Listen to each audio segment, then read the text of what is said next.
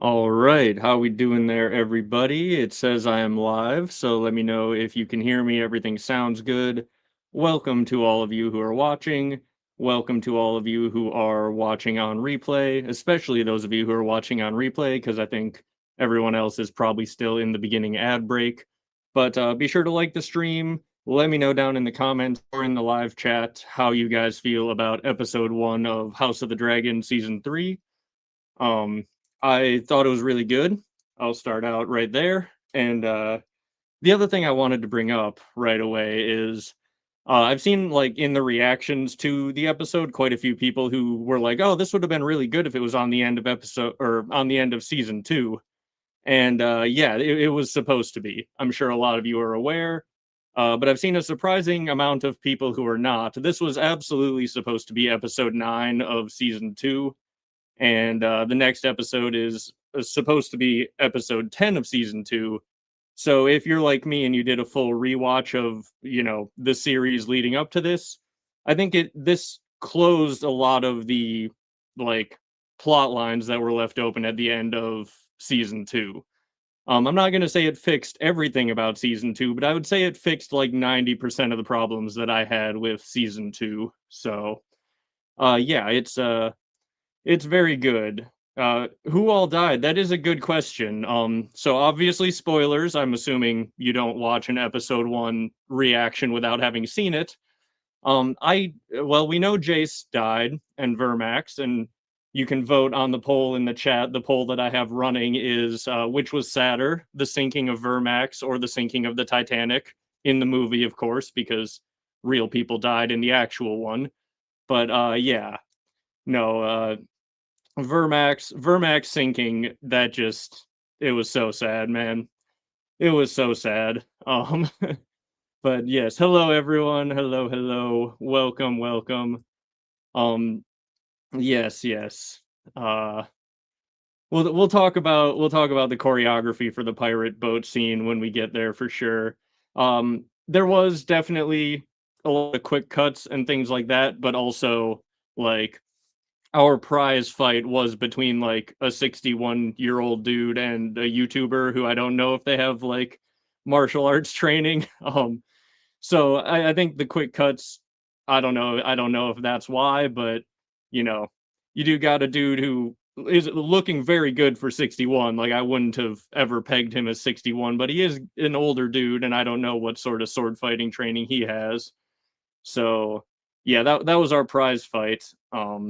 And I, for one, personally, I will never criticize the decision to put YouTubers in the Game of Thrones shows.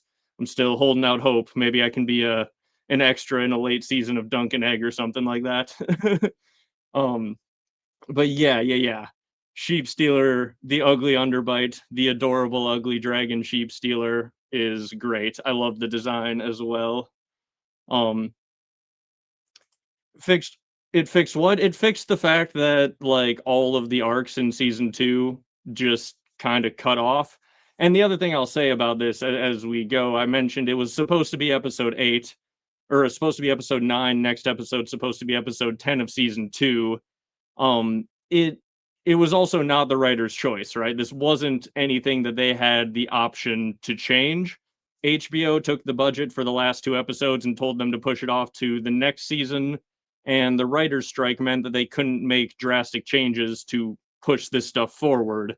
So basically they were trapped. This is absolutely like you are meant to binge season 2 and the beginning of season 3 all together, and when you do, I think it fixed a lot of that. I don't know if you did a full rewatch before, but had I not done a rewatch in 2 years, and that's part of why on my channel I did like a full recap of the previous seasons because I hadn't seen them since season 2 aired.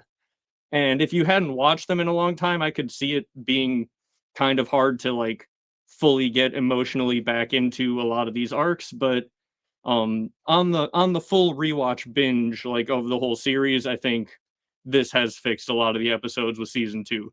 But yes, so we were talking about who died and who is alive. Thailand, is he alive? Him and Corlys are the two that are really up for debate. Jace is sadly at the bottom of the ocean. along with his dragon.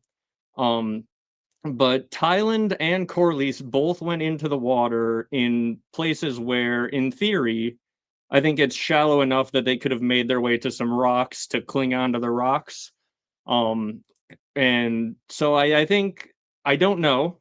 This is not a spoiler because I don't know what's coming in the show. The show obviously makes enough changes where I think even book readers have, like, they might have an idea, but I don't know that we know for sure anything. Um, it's just, yeah, it seems like Thailand could be alive or could be dead. Corlys could be alive or could be dead, but both of them were near enough to a bunch of big rocks that I'm hoping that they both survive. Um, but yes, welcome. Thank you guys all. Thank you guys all for being here. Yeah, no, like Steve Toussaint, I believe, is Corlys' actor's name. I was shocked when I found out he was 60 years old. I think he's 61 even maybe. And yeah, no, him doing his own fight scenes was pretty awesome. Um yeah, no, that is the last thing he said obey, or is the last thing he said fly? I it might be either way. I'm gonna be honest. He was hoping against hope that Vermax could still fly up out of the water even as his dragon sank, and it was very sad. Um, he was trying his best. Um, yeah, he didn't have much time to react, I would say. I imagine, and I was thinking about it too, like, even if he survived, I think he would have been pretty darn depressed. Like, had he made it and he would never be able to bond to another dragon in his life, that was kind of a big thing that gave him legitimacy, as we saw in season 2. Like, the whole arc with the dragon seeds made him angry because the dragon is like the thing. That was the thing he could point at to say that, no, I am a legitimate Targaryen. I'm a legitimate heir. And then if he had survived while losing his dragon, I think that would have been very depressing for him. But yeah, he didn't get to uh react too much. I think he was mostly just focused on trying to get the dragon up out of the water, and then he had a couple seconds of realizing what happened, trying to get to some driftwood before he was unfortunately shot by some random crossbow pirates. Um, and yeah, Abigail was, I know she has some, like, acting experience. I just don't know if she has, like, sword fighting training, you know? I'm not sure if, like, her or Steve Toussaint have, like, a ton of sword fighting training. So that was something I brought up to possibly explain why there were so many quick cuts in that, in the pirate boat fight scene, but yeah. Yeah. All right, so I will try my best to keep up with chat here as we go. Hello, everyone. Um, thank you. Um, but yeah, I'll do my best to keep up with chat, but we are gonna now hop into going sort of scene by scene through the episode as well. So, oh yeah, I watched the part of the episode, the next episode teaser, but I was also kind of doing other things as I was watching it, so I didn't pay super close attention to it. Um, but yeah, so some of the questions I'm sure were answered there. Um, but okay, so first scene of the episode, first scene of the season, we see sheepstealer roasting a sheep. Um, and Reyna walking up and seeing it. Then we get Aemond about to execute the Grand Maester. And this was funny because he thinks, oh no, Aemond caught me for helping his mom go visit Rhaenyra on Dragonstone. And then he's like, no, you helped Aegon escape. And the Grand Maester's like, what are you talking about, man? What? No, I didn't. And I think it is funny how he's just like literally about to cut this dude's head off. And then they're like, hey, Larys is gone too. And he's just like, oh, I guess I was wrong. Like, he was just fully in the cut heads off first, ask questions later mood at that point. So that is very funny, and I think Aemond was killing it this episode. Um, but yeah, then we get Aegon and Larys escaping in a big cart, And this line is the one I screenshot because I feel like this is absolutely a Bran reference, right? I mean, Raven shit for a throne, a cripple for a protector. That's got to be at least like it, not like a meaningful Bran reference, but just like a little throwing out a little Easter egg for us who pay attention. Because yeah, like Bran's entire situation, him and Bloodraven are seated on like weirwood roots surrounded by ravens and probably full of raven shit in the cave if I had to guess. And a cripple for a protector, yeah, that just like double Bran reference right there from Aegon. And this whole scene was really good, I thought. Like the way Aegon is acting, phenomenal acting for Aegon for sure. He's like going through his milk of the poppy withdrawals, and then they get stopped and forced to kneel and swear fealty to Rhaenyra, which Aegon is too proud to do. Um, and yeah, this is just a very funny scene because, like, at first I thought he wasn't kneeling because he was in so much pain that he just couldn't like bother or couldn't bear dropping down to his knees. But no, it's just he's just too prideful. Even when it's literally going to get them killed, he just spits at the guy.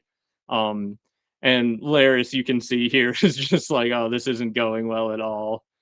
Um, but as I posted on my post that I'm sure a decent number of you have seen, I said, "Oh no, my quest for feet pics has gotten out of my control." And this is what Larys is thinking in this exact moment. He's just like, "Man, I was just in this to see some feet, and now I'm about to get my head cut off for it. This is all just spiraled completely beyond my control." Um, but no, I thought this scene was really good. Larys tries to lie. Aegon doesn't play along with the lie, so he's just like, well, got nothing else that I can do, and he just tells the truth. He tells him, hey, this is the reason that this dude won't kneel down is because he is Aegon. He's not going to swear fealty to Rhaenyra. And then the dudes are ready to cut their heads off, and he's just like, no, don't do that. Imagine how much we're worth as living hostages. So yeah, that's a little bit of clever thinking from Larys there when Aegon was too proud to play along and just get them through this. Yeah, no, that was very funny. He's just like, I don't know which one of you to believe, and Larys is just like, here's his crown. Aegon's just screaming at him the whole time as he's like trying to just give away the game. Aegon's just like, what? No, he's a liar. What are you talking about? And it's like, Aegon, bro, you had your chance to lie. Like you are the reason that he has got to tell the truth now. And yeah, this whole scene was great. I love the dynamic between Aegon and Larys. Can't wait to see where this leads for sure. Um, but yeah, thank you. Um, yes, this I feel like this is setting up a lot of cool shenanigans for sure. Okay, so then after this, we see Rhaenyra back on Dragonstone, and she's trying to tell them about the deal that Alicent offered her. And Jace is trying to tell her, no, this is very obviously a trap. Like, you can't just go trusting Alicent at this point, which, you know, makes a lot of sense. It is, Jace says it's a ruse cloaked in stale friendship. I love Myssaria's reaction as she's just like, yeah, I'm gonna trust Alicent, and we're gonna go to King's Landing, and they're gonna surrender Aegon to me. Mysaria had a few good reactions in this episode. We'll get to another one later. I'm sure most of you know which one that's going to be. But yeah, Jace, Mysaria, the whole council, they are not really into the whole idea of trusting Alicent and flying to King's Landing in a couple days. And even though Alicent was telling the truth, it turns out they have good right to be concerned because Alicent gets back to King's Landing and finds out everything has changed in the couple days that she's been gone. She told them Aegon was going to be bedridden and they could come and take his head, and that Aemond was going to be gone, flying off to Harrenhal. But she gets back to the throne room, and Aemond is sitting on the throne, and Aegon is gone. And she is freaking out because Aemon says that he's not going to leave now. So basically, this is going to make her look like she has lied to Rhaenyra.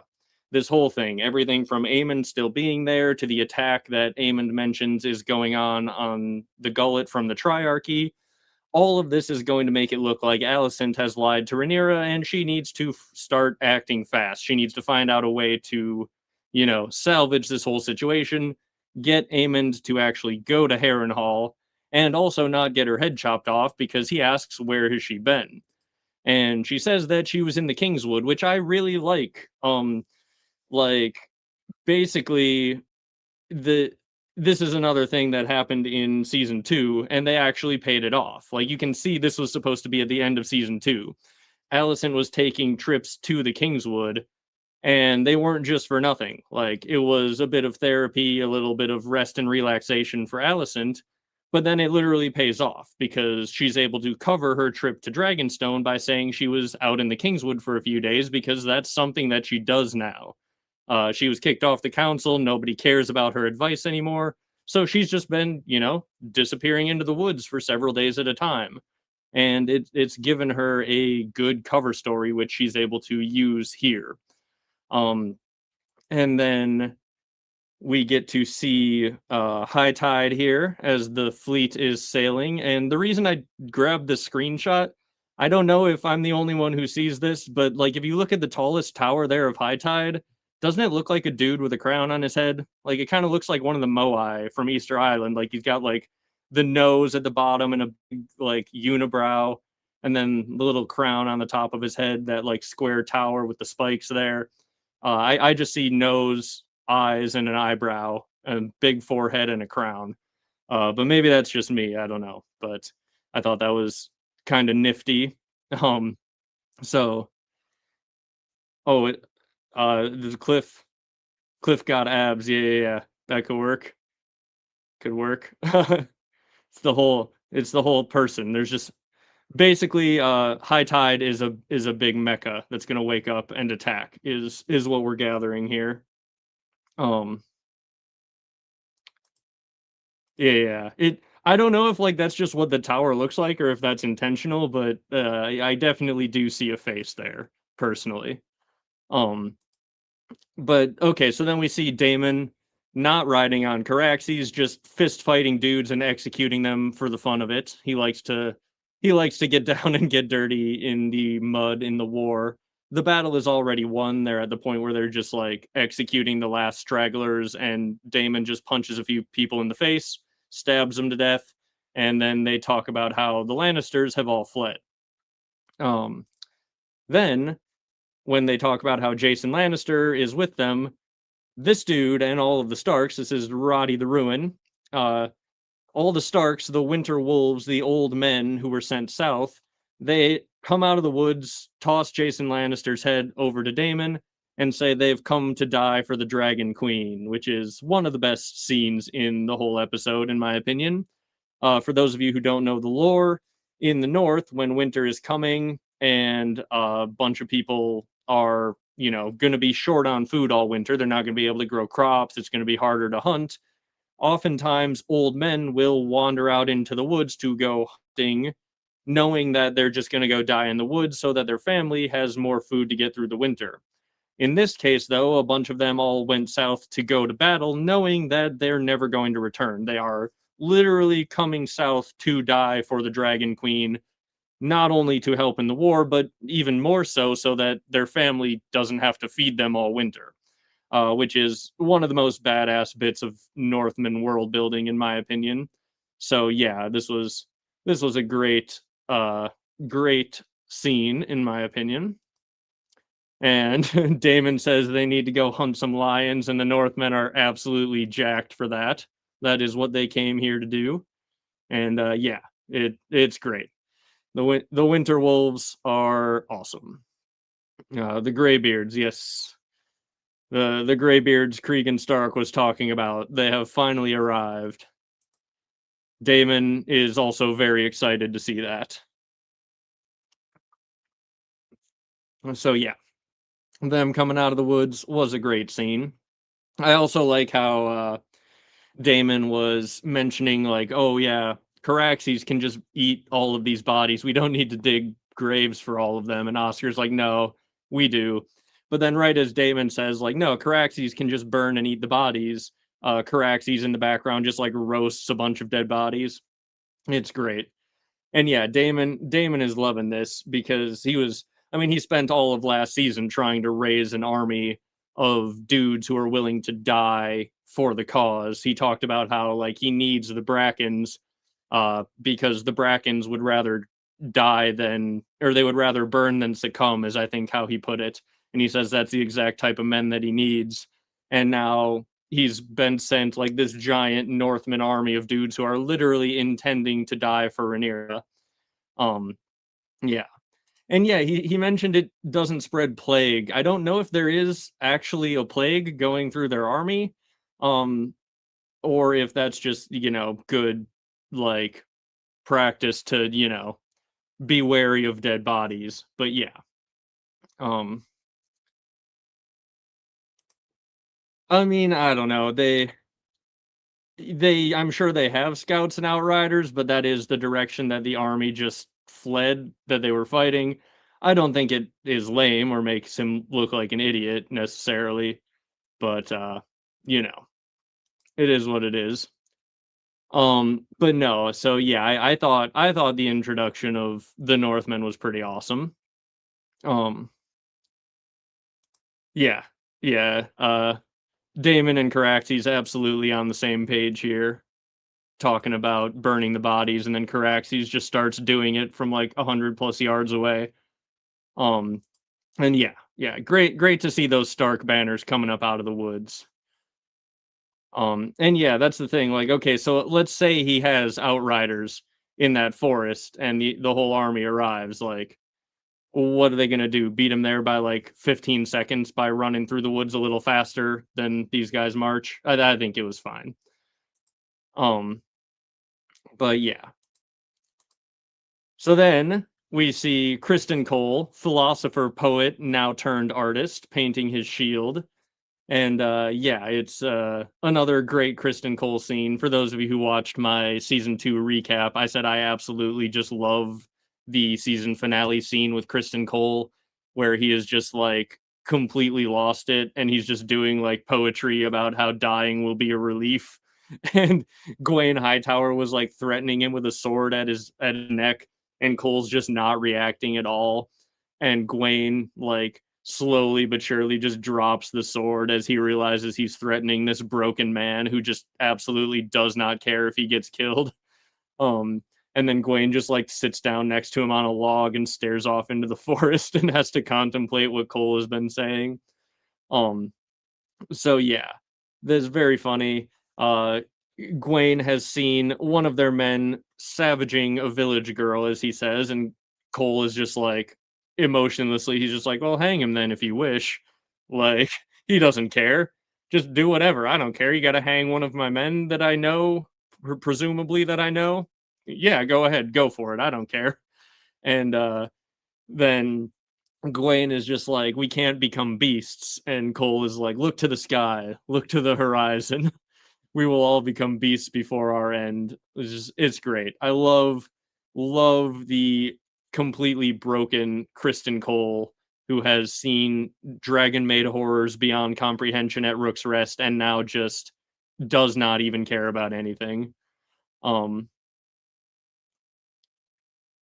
I think this is fine. This is certainly not a terrible writer's mistake that Cole would just want to paint his own shield. This dude doesn't like, what else is he gonna do, man? He's just sitting there being like emo about the fact that they're all going to die in Dragonfire.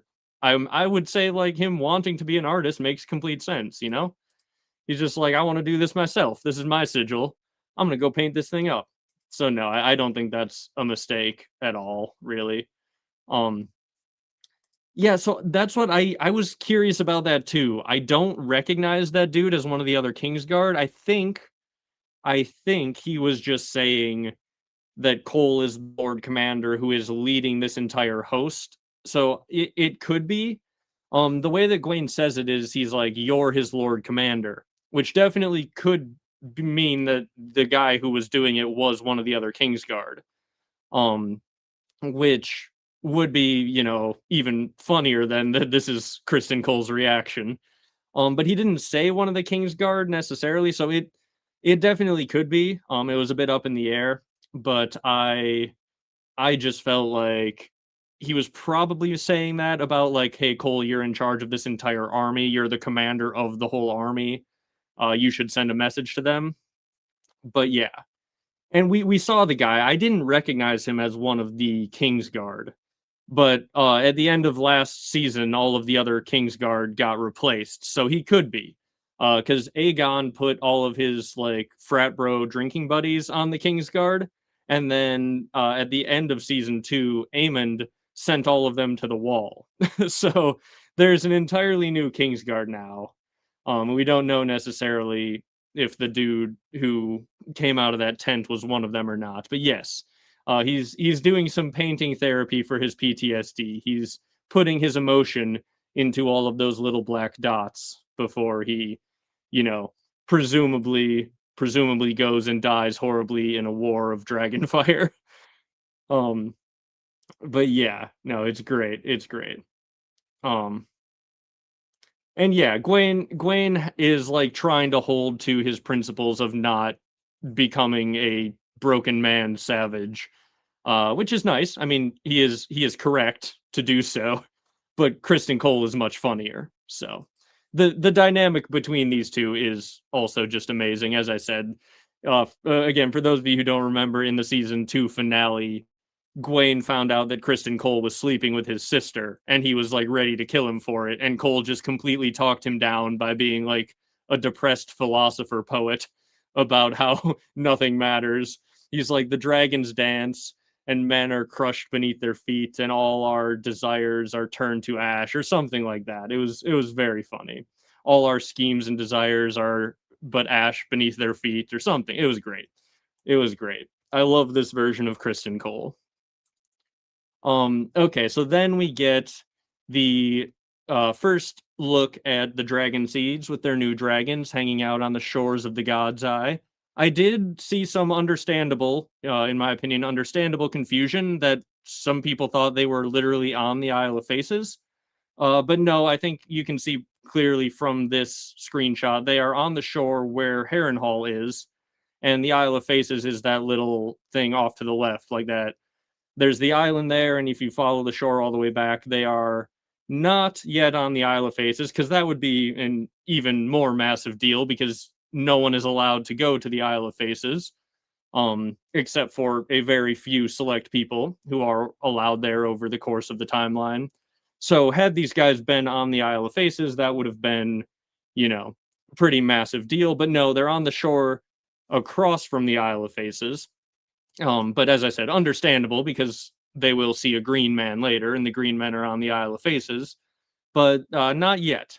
In this scene, we just get a little bit of backstory about the Dragonseeds, and Ulf is talking about how he was abused when he was younger and told that he had dragon blood by a red priest. And that is really interesting, because when we meet him, he is like telling this story confidently, as though like, oh yeah, I know who my father was. I'm the half brother to Viserys and Daemon. And everyone's like, you don't really look like Viserys. You don't have the right color hair for it. And he was, telling everyone this. He was drinking for free on the fact that he is, a dragon seed. And he didn't even know if it was true. He just owned it. And he didn't know for sure it was true right up until the moment that he tamed a dragon. Which is also interesting, because when the word came out that they were looking for dragon seeds, he didn't want to go. He's like, look, guys, I don't know. And for the first time, he's like, look, I can't even be sure that it's true. And all of his drinking buddies were like pushing him, like, no, you got to go. What are you talking about? Ulf the Dragon Lord, Ulf the Dragon Lord. They all start chanting in the pub. And so he went. Um, so yeah, it was interesting to see that he actually genuinely didn't know for sure that he was a dragon seed. Um, so yeah, they're sitting around talking, and he thinks this is also funny because he is just like a drunk pub bro for his whole life in King's Landing. He thinks that becoming a knight means that they get a castle, and the other two, who have at least dealt with the Highborn before, because Hugh was a smith who worked for the king, and Adam obviously knows Corlys, and he's aware of how nobility works. The other two are, and Ulf is not. So he's just like, "What do you mean we don't get a castle?" And there's like, "No, you're going to be a knight." He's like, "Well, what does a knight get?" And they're like, "You get a horse." He's like, "Well, why would I need a horse? I have a dragon." And they're like, "Well, people would have to respect you." And he goes, "They'd have to respect me because of the big fucking dragon," which is, valid, very valid from Ulf. Him becoming a knight doesn't really make that much of a difference at that point. So yeah. Um, then we see Rhaena get dropped off on top of a big mountain by a sheepstealer, and I talked about it in my sheepstealer video that came out this morning. But sheepstealer is basically treating Rhaena like a lost little baby bird. We'll get to it more when sheepstealer comes back. But sheepstealer drops Rhaena off at the nest way up high where nothing can hurt her, and then goes off and goes hunting. And Rhaena thinks that sheepstealer is like abandoning her. So yeah. Um, then we see Alicent writing a letter to Ormond Hightower because she also found out from Aemon that, oh, hey, 15,000 Hightower swords are marching to King's Landing. They'll be here soon. And she's just like, oh, no, that's going to screw up my plan, too. I was trying to do this all without bloodshed. King's Landing needs to be easy to take for Rhaenyra. Otherwise, I'm going to look like a liar and like I set a trap for her. And then they might kill me and Helena and the deal will be off. So Alicent writes a letter pretending that it is from Aemond and sends it to Ormond Hightower and says, stay there for 3 days and then I'll join you on Vhagar. Don't do anything until I get there, which should work because he's not going there. So basically, she's just stalling all of her family's men so that they don't all get killed when Rhaenyra comes to take the city. So a good, decent plan, at least from Alicent. And Helena, I thought this was a funny line when Helena says that Aemond is afraid, and she says that if he has to face Rhaenyra's dragons, he'll die. And he didn't know fear ever since he claimed Vhagar, but now he's afraid that he's going to die. And it's very funny because it's like, well, yes, Helena, of course he's afraid he's going to die. Last episode, you told him prophetically how he's going to die. Like, Helena's like, yeah, bro, I see things. I saw you burn Aegon, and you know what else I saw? You're gonna die. And it's like, well, of course he's afraid now. His sister just freaked him out by showing she has some weird magical powers, then told him he's gonna die. Of course he thinks he's gonna die. So yeah, I thought this was funny from Helena. Um, then we see Corlys pop the top on a nice bottle of liquor to share with Alan. And this is like another one of those arcs that I think like it didn't really have the payoff in season 2. But now that we're about to get it in this episode and probably the next one, assuming Corlys makes it out of the drink and has clambered onto a rock somewhere, um, I like all that we got last season was the establishment that Alan and Adam are Corlys's bastards. Corlys didn't care for them. He didn't acknowledge them. Um, and Alan specifically is pretty upset about it. And so Corlys is trying to mend that bridge between them. And he's talking to him, saying, I did try to provide a life for you and your brother, and Alan says, you may have provided a life, but never a name. And so he is kind of saying, like, hey, acknowledge us then if you want to mend this rift. Like, you should have acknowledged us. And even if he just gets the name Waters, right? Like, even if he doesn't get the name Velaryon, he wasn't even that. He was literally not even acknowledged officially in any capacity. So this is a thing that, I mean, it's a legitimate thing for Alan to be upset about, and all that we got, like, at the payoff in the season finale was Alan stands up for himself for the first time in episode 8 of season 2, and he says, like, he just screams at Corlys, he's like, you abandoned us for our entire lives. I had to work sun up to sundown just to survive, and we were starving, we were poor, we were working all day as we watched you and your legitimate children comfortable walking around wearing furs, having everything that they ever needed. And he's like, do you have any idea what that was like for us? And then Corlys is given a lot to think about. And also, at the end of last season, before Rhaenys died, she kept saying that basically Driftmark should pass through to Corlys' actual descendants through Laena to Baela or Rhaena. And Corlys attempted to make Baela his heir at one point, and she said, "No, father, I'm fire and blood. Driftmark must pass to Salton Sea." And then in the season finale, Alan describes himself as Salton Sea. So it's given something for Corlys to think about. And now Alan is directly saying, well, you never gave us a name. And it's very clear that Corlys is considering, okay, do I legitimize this guy? Like, Corlys is absolutely thinking about it. So he it may have been the case that he was about to try legitimize him or at least acknowledge him in this conversation. But then the bells start ringing, everyone's shouting because the Triarchy is attacking. So this nice drinking session, this father and son bonding session that Corlys was hoping to have here, where maybe some progress is made in this relationship, has to be put off because battle is here and the Triarchy is coming. So yeah. Just checking on chat here. I believe Alan is the older one. Alan, I'm fairly certain that Alan is older than Adam. But I don't actually know that for sure, but that is the vibe that I have gotten. But yeah. So then we see the Triarchy fleet coming in, and we get a little foreshadowing where Lohar tells Tyland, "You'll rue all this kit if you end up in the drink." And he says, "My strategy is expressly not to end up in the drink." And Tyland is very funny. I like what they've done with the character of Tyland. And again, so here another example of an arc that was kind of weird in season 2 that is now fixed by season 3.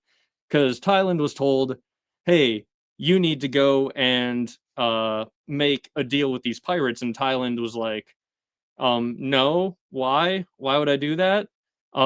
Because they're not trustworthy. Like, they're not a good ally. You can't trust anything that they say." And then he goes off, and in the season finale, all of a sudden we get like 3 scenes of him mud wrestling a pirate. And everyone's like, what the hell is this? Because there wasn't any payoff for it. But now this battle, which was supposed to be episode 9 of season 2, is the payoff for it. And no, it turns out he can't trust the pirate, as we'll get to a little bit later on. So yeah, and then Lohar says that part of their plan is that they're going to sack High Tide. So yeah. Then sheepstealer returns and barfs up multiple sheep and cooks them, and baby bird feeds Rhaena. So yeah, as I said, this is my baby bird Rhaena theory. I believe at this point that sheepstealer recognized, oh hey, Rhaena, you're a Targaryen, we're related, but like the energy is not like a dragon and a rider. The energy is like, I am mama bird, you are helpless baby bird. Like, here, I need to go get you food. I'm gonna go get you food so you don't starve. I'm gonna put you up high in the nest so that nobody can hurt you. I'm taking care of you, little baby bird. Which is why, when it comes to the battle, and sheepstealer starts burning ships, he's just like, why is this baby bird that I helped out trying to tell me what to do? That's not how any of this works. I'm gonna go do what I want. I'm gonna go burn some ships. I'm gonna go fight those other dragons because I'm kind of mad at them because they look aggressive. Why is this baby bird trying to tell me what to do at all? So yeah, I think that it is very funny. The dynamic between sheepstealer and Rhaena, and like it's also kind of adorable. He cooks the sheep, he tosses her one, and she doesn't do anything, and he's just like, "Here, I'll show you. You eat it. This is what you do. Look, you eat it, Rhaena. Eat like this." And then Rhaena goes and munches on the mutton. And genuine question in chat: how many days would you have to be starving in the Vale before you eat regurgitated sheep out of sheepstealer's gullet that he blasted with fire for like 10 seconds? Regurgitated dragon mutton. How many days do you have to be starving before you're like, yes, I'm going to munch this down real fast? For me, I would think it's at least a couple days. But, you know, yeah, the fire did clean it. I mean, I'm sure it was barbecued to perfection. but it was also regurgitated by a dragon. We got at least one 0 day. It does. I mean, the meat looked perfectly cooked. It did absolutely look cooked. Yeah, okay, fair enough, fair enough. Everyone in chat is pretty much unanimously being like, "Oh no, that looked pretty good. Looked pretty tasty." No, that is fair. That is fair. Yeah, dragon fire can't melt steel beams, but it can kill germs and dragon regurgitated saliva. All right. The chat is pretty unanimously in favor of eating the dragon mutton. At least 5 days, so at least one person is not just 0 day munching down the dragon puke. um, but yeah, no, it did look very good when Reyna was eating it. It fell right off the bone. She just grabbed fistfuls of it and it looked very tender. And yeah, no, that is fair actually. It may have insulted sheepstealer if she didn't eat it. So that is a good point that I had not considered. Um yeah, that is I don't know if we've seen a dragon share food with other dragons. Um I I'm trying to remember. I think Drogon and Dany share food when they're lost in the Dothraki Sea right at the end of A Dance with Dragons. But that's obviously a much stronger bond than what these two have, where they just met like today. But yeah. So um yes, hello to all of you who have been wandering in. Okay, yeah, they do Dany and Drogon do share food in a very similar way to this, if I recall correctly. Um, but yeah. All right. So after that, we see the High Tower camp. We get our first look at Tessarion, being kept in by some poles and the dragon tamers, showing that this is a very well-trained dragon, in contrast to Sheepstealer, who we just saw. But then we get to meet Ormond Hightower, and like this introduction was hilarious. This guy just I don't know what it is, but he looks like he should be a High Lord in charge of like this army. He's got that like I'm very full of myself. I'm very proper. I think I'm better than all of you vibe that I very much enjoyed. And the messenger who brought the letter smells so bad that he has to sniff his little like flask of perfume, whatever it is. Like, um, yeah, he's just very proper looking dude, basically. Like he's got that vibe 100%. Yes, this does seem actually very accurate. Yeah, it did remind me of like the incense holders. But I think it is like it's like spices and herbs. Um, yeah, like that's the vibe I got. It's not like burning incense. It's like nice smelling flower petals that have been dried so that you know if he smells something like a muddy rider who has been traveling tirelessly for like a day straight just to bring him a letter, he's just like, oh, this poor filthy peasant, let me smell something nice. And yeah, it's very funny. um but let's see. Yeah, so that this is the question. Is this Daron behind him? I don't know, but I wouldn't be surprised if it is. Like that would make sense. They don't introduce him yet, but it definitely could make sense for this to be Daron. Um I did think smelling salts at first, but he didn't have the reaction of like like if he had been smelling salts, I think he would have reacted differently.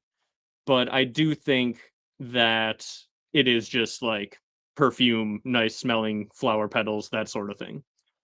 Um, so yes. Then in the letter that he reads, um, they find out that Aemond is calling himself the king. And this dude's like, wait, so Aegon's dead then? And he's just like, one king's as good as another. Doesn't seem to care at all. Very funny. Um, this is true. We have not ruled out that he actually just likes horrible smells, and it could just be horse poop in a jar.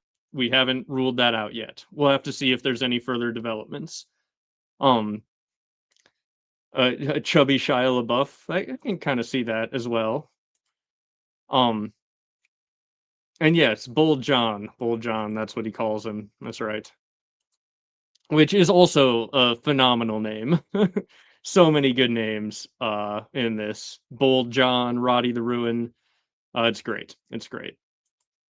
But yeah, so he is told in the letter to make camp, wait for 3 days, and Vhagar and Aemond will arrive, and don't move until they get there, which, is a good play, as I said, from Alicent to keep him and all of his men from getting roasted. And yeah, this is, I think, the vibe as well. He's just like, well, we're coming here to put a high tower on the throne. I don't particularly care which one it is. So then we get an interesting and I think really good conversation between Aemond and Alicent. Alicent obviously being hella manipulative of her son here, and she talks about how she didn't prepare Aegon to be a king, and Aemond like has come down from being completely psycho and insane and seems to just be being like honest and somewhat vulnerable even during this scene, where he says his frailties are his own. Like it's funny or interesting, I should say, because like Aemond has been so freaking out for the last like basically since he became the king. He's just been going around bossing people around, just like on his game of just I am the king now, I'm in charge. Don't you dare like say anything to me. And now he's just like guard down, having a legitimate conversation with his mother, um, about how Aegon it wasn't your fault, mom. He's just like, it's not your fault, mom. Aegon's frailties are his own. Um, and yeah, that was I thought really interesting. And then Alicent dials up the manipulation and says you should have been king, and builds him up, telling him like if only you had been born first, we wouldn't be in this mess. And then she lies to him and says, this is why you need to go to Harrenhal. And I don't know if Alicent doesn't know the history. I assume she knows the history and is just trying to be manipulative. Because she is just straight up lying here. She says it withstood Dragonfire once before, when the most famous thing about Harrenhal is that it got destroyed by Dragonfire. Um, and I don't think this is a writing mistake either. I think like she is like the writers are aware she is lying. She is aware she is just saying anything she can to get Aemond to leave, but she says it's a stronghold, one that's withstood Dragonfire before. It is still standing. That is fair, but it's it's very funny that like she's just like, yeah, at Harrenhal you'll be unassailable, and then Aemond agrees to go to Harrenhal, and then the scene that I'm sure many of you want to talk about, he gives a way too romantic, way too long kiss to his mother, which shows he's definitely got some mommy issues, and I will defend this in the fact that they have set this up, okay? Yes, it's gross. But a scene that is meant to make you feel gross, making you feel gross is not bad writing, as I've seen many people like pull out the classic, oh, this is bad writing. No, it's meant to show that Aemond is messed up in the head, and it's meant to make you feel weird and show that he is unpredictable and freaky and dangerous, and Alicent is freaking out, as we all should be when we see this. She is not comfortable with this. None of us should be. But let's remember, Aemon's mother figure is the brothel worker who took his virginity.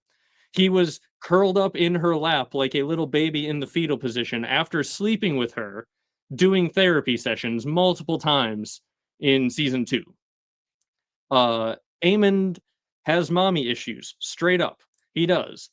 And his mother figure, his surrogate mother figure, who he went to in the way that you should go to a mother, is the woman he was sleeping with. So it's all jumbled up in his very messed up head that like this is and I think the way that the actor who played Aemon described it is like he doesn't quite know how to express love, and this is like the first time he has like tried to kiss his mother in like a loving way, but also just he doesn't understand on some level as well, like what to even do. And yeah, he did also, he wanted to marry his sister. His mother figure is the brothel worker who he sleeps with and then has therapy sessions in the fetal position. Like, this makes sense from a character perspective. It is meant to make you feel gross, and it is, yes, it's supposed to be unsettling, and it was. um, yes, it was super effective. Aemon to use kiss his mother. It's super effective. Critical hit. Everyone freaked the hell out. Um, but okay. And yes, for those of you who are just joining, like the stream, it does really help. Thank you, thank you. But yes, so creepy Aegon or Aemond Alicent kiss scene, and then we cut to Ulf taking a poop in the woods, and a goat scares the hell out of him. Which, I would freak out if I was taking a poop and then a goat was just staring at me out of nowhere.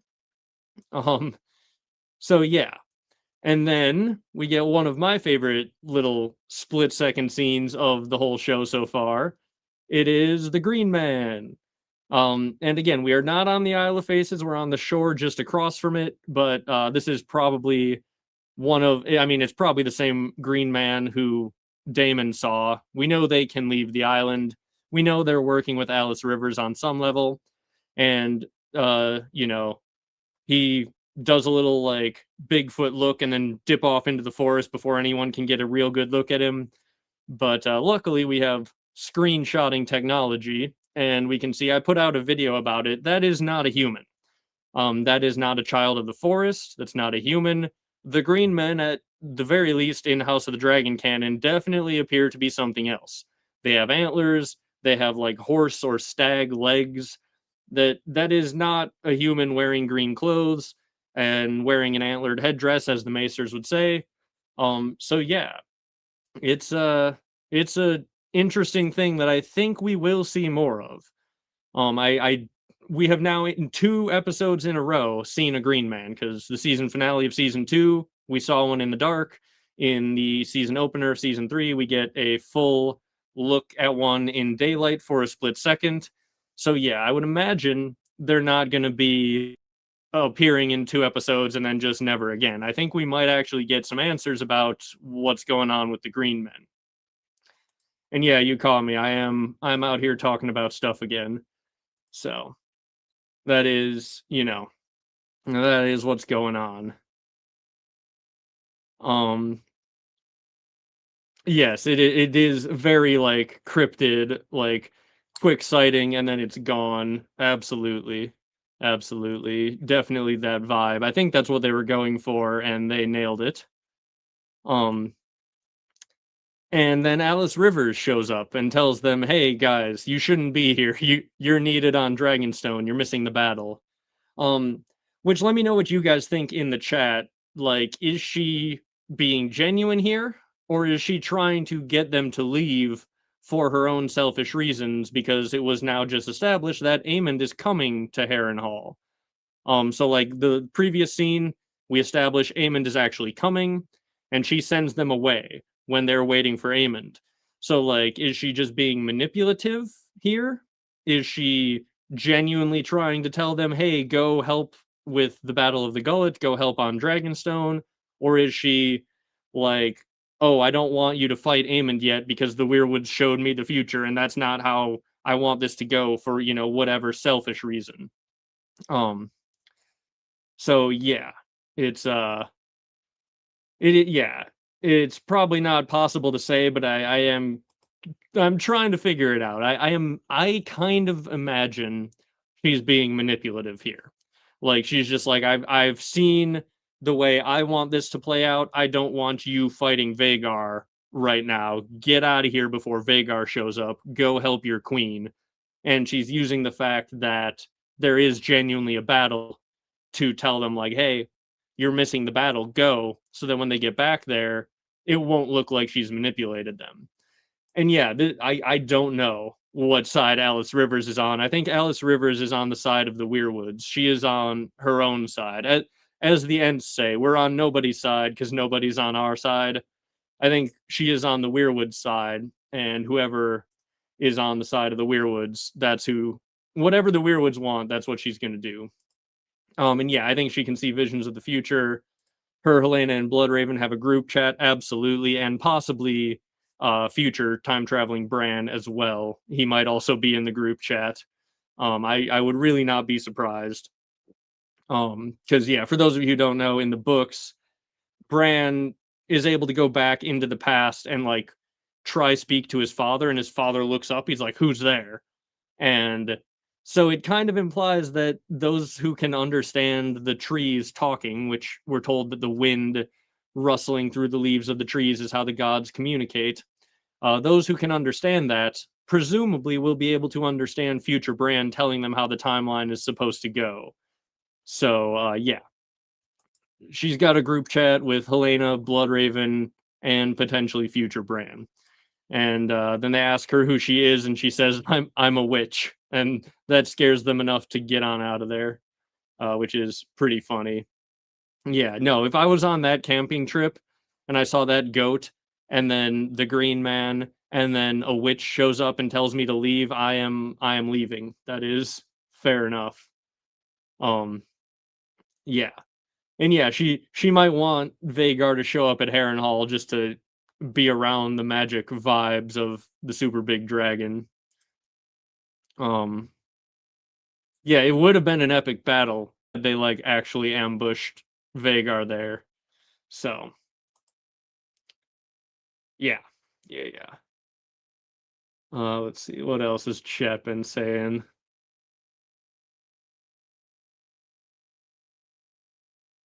Yeah, no, this was also interesting that Adam was like, no, he's the one who's like, no, the queen gave us an order, we have to follow that order. We're not leaving. And the other two were like, well, I want to get. Ulf was like, I want to get out of here because the goat scared the hell out of me.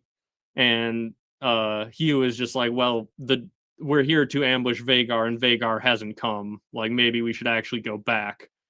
Um. So yeah, it's uh, it's great. It's great.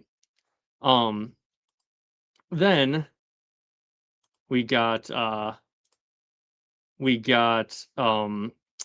Bela coming back and saying there's war in the Gullet, and we then get Rhaenyra wanting to go fight in the war, and again, there's like a recurring theme basically that Rhaenyra wants to go fight in battles, and Jace and everyone in her council is like, no, you can't do that. If you die, this whole war is lost, which is a fair point.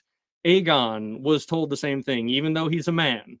Like, Aegon was told, hey, you are the crown, you cannot go fight. You have to let other people go fight for you, because if you die, we're screwed.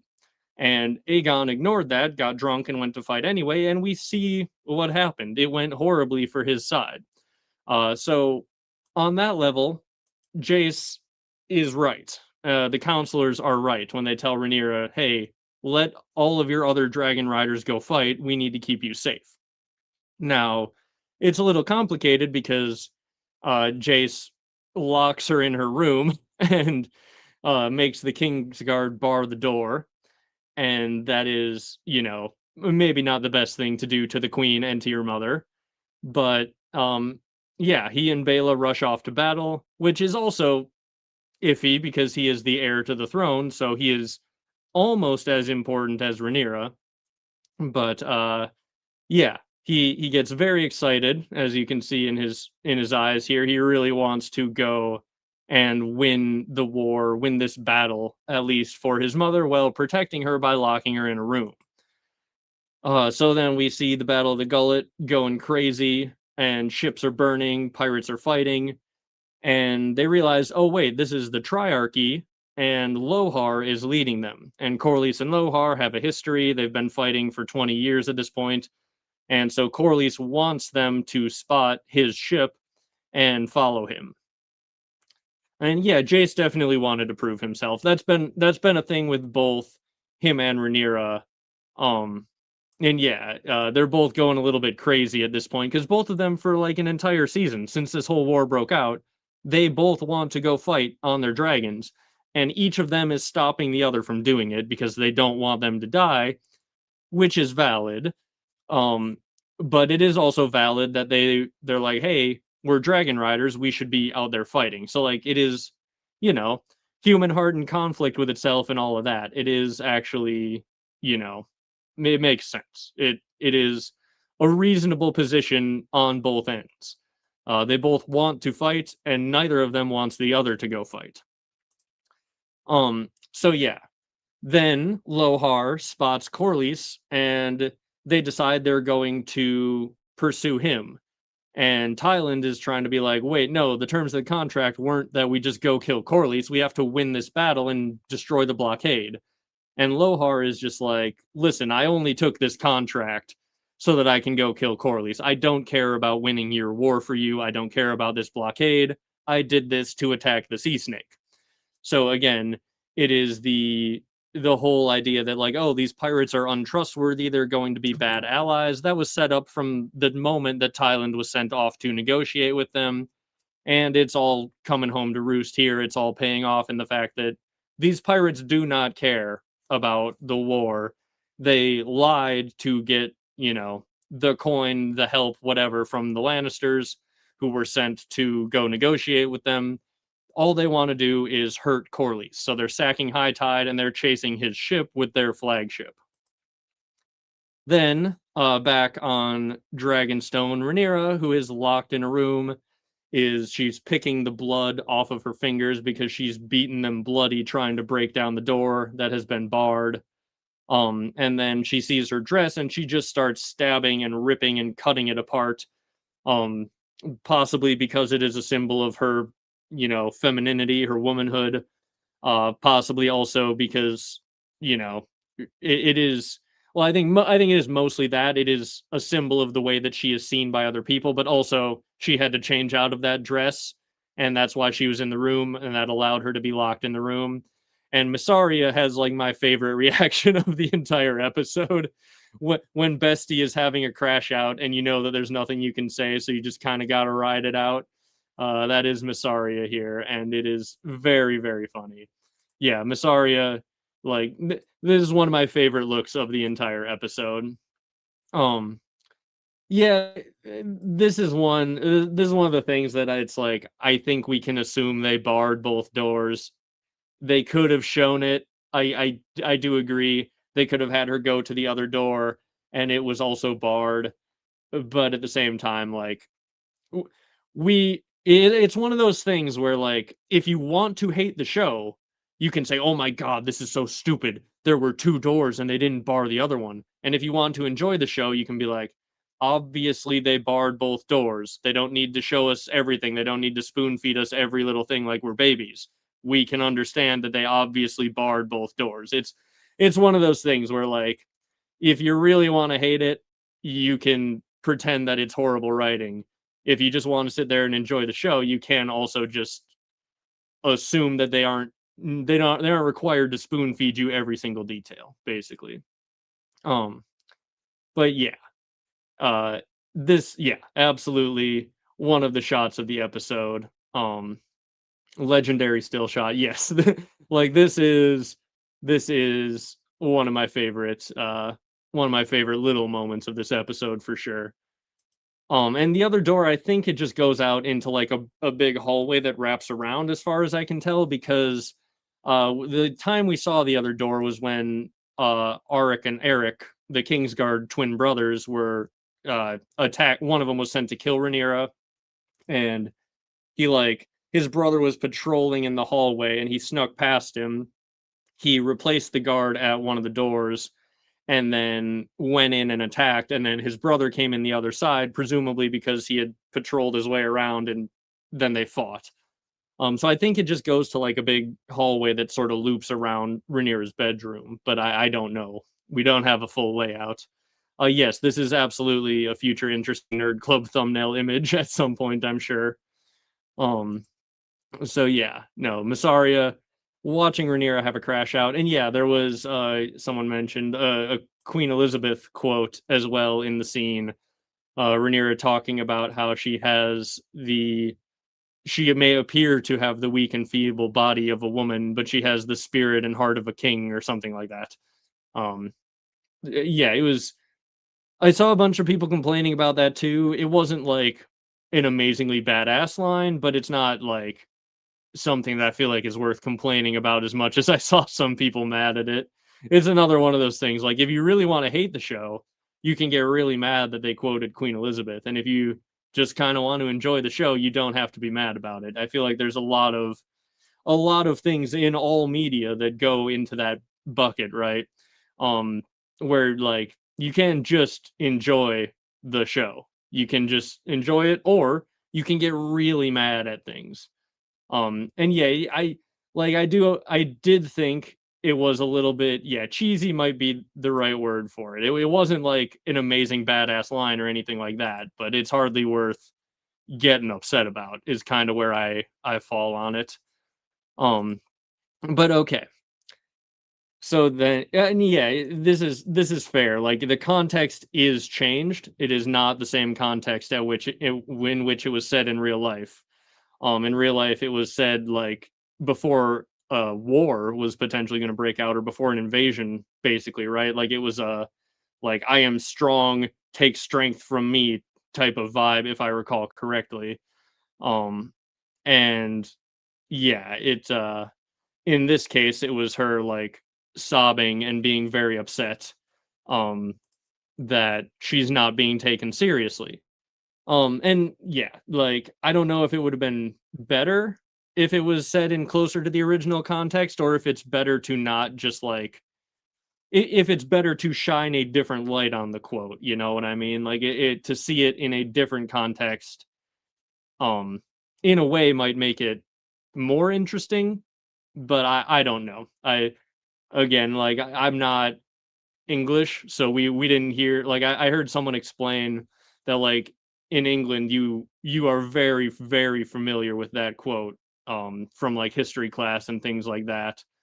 Um, Whereas like I wasn't. I heard about it, and I heard that it was a Queen Elizabeth quote, and like maybe that's why it didn't bother me, but yeah, I don't know.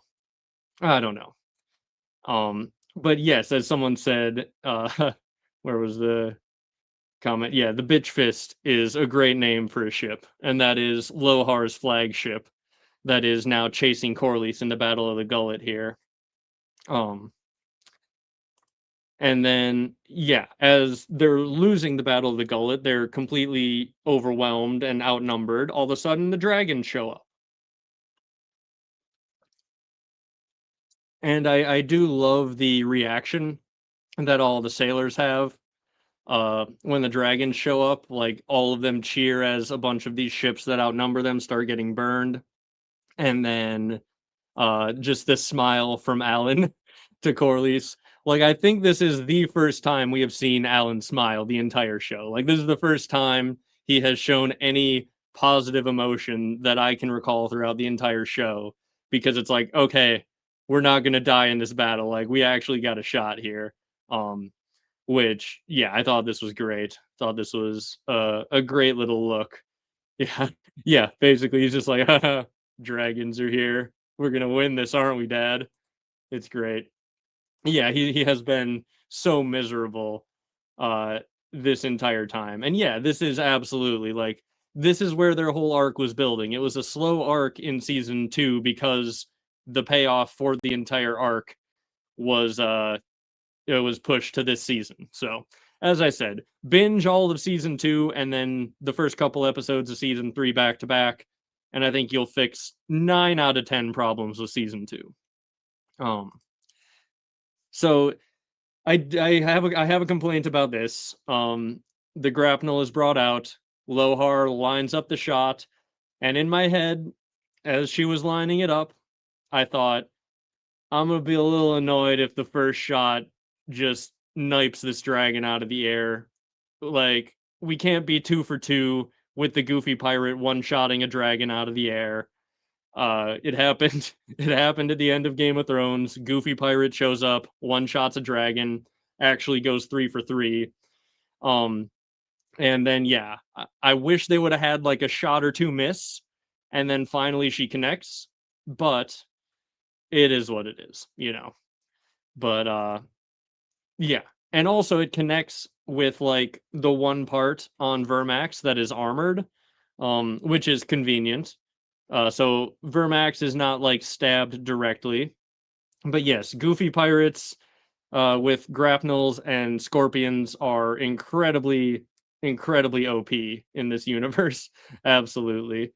Um well, Dorne never had any goofy pirates now, did they? That would have been, that's what Dorne was missing this entire time.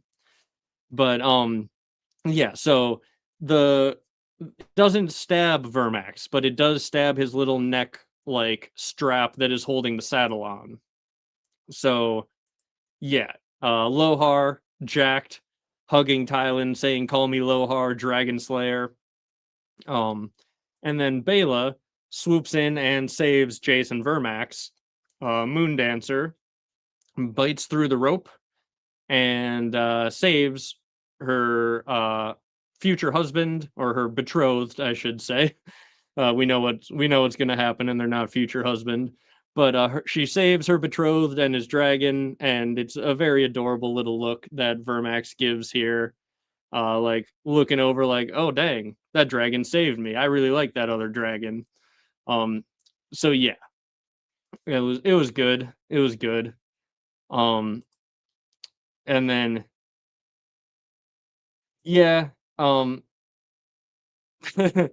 yeah, you could rule of three the grapnel shot. But they had other things to cram in. Like a battle between minor characters. I won't say it's unfulfilling. The um, I assume you're talking about Lohar and Alan, and I felt fulfilled when Lohar died. That was like I I haven't been that happy about a character death in quite a while. I love it when the goofy pirate gets stabbed by Alan. Um, and again, this is another one of those arcs that I think I mentioned before. It pays off what happened in season two, because in the season two finale, we spent a lot of time with Lohar for it to not really go anywhere, which I did in my review of like season two. I said all these Lohar scenes would have probably worked a lot better in like a mid-season episode, which they were supposed to be in a mid-season episode. It was supposed to be like, this is the build-up, and then the payoff is Lohar trying to kill Corlys, potentially succeeding, trying to kill a dragon, kind of helping succeed, and then all of a sudden getting killed by Alan. And yeah, like it was a great character death. Yeah, like right up there. I don't know if I'd go. I wouldn't go as far as saying Joffrey, but maybe since Joffrey, right? Because Joffrey was, you know, annoying for far longer. um, but yeah, yeah. What happened with the younger kids on the gay abandon? We don't know. We don't know. So in the books, part of the reason that they rush out on their dragons to this battle is that the Triarchy has captured the gay abandon, which they did not do in the show, which I I think it definitely would have raised the stakes. I kind of wish they had done it, but it is what it is. Um, but yes, and yeah, Happy Pride, the gay abandon got away. You can't capture the gay abandon during Pride Month; it would be disrespectful. That is my headcanon as to why they didn't do it. Um, but yes, let's see. Let's see. So then Corlys goes out there and he has them chase his flagship, and he's going to take them through the very narrow pass where like there's only a specific way through the rocks, and he knows the way but no one else does. So that is the entire idea, and he fully takes over the controls of the ship because he's trying to give directions to this guy, and this guy is not quite getting it right. And Corlys is like, you know what, you want something done right, you got to do it yourself. So he takes over and he steers the ship. He's shouting commands, telling them what to do. and then they do get through, and as they do, we see Sheepstealer showing up to the battle.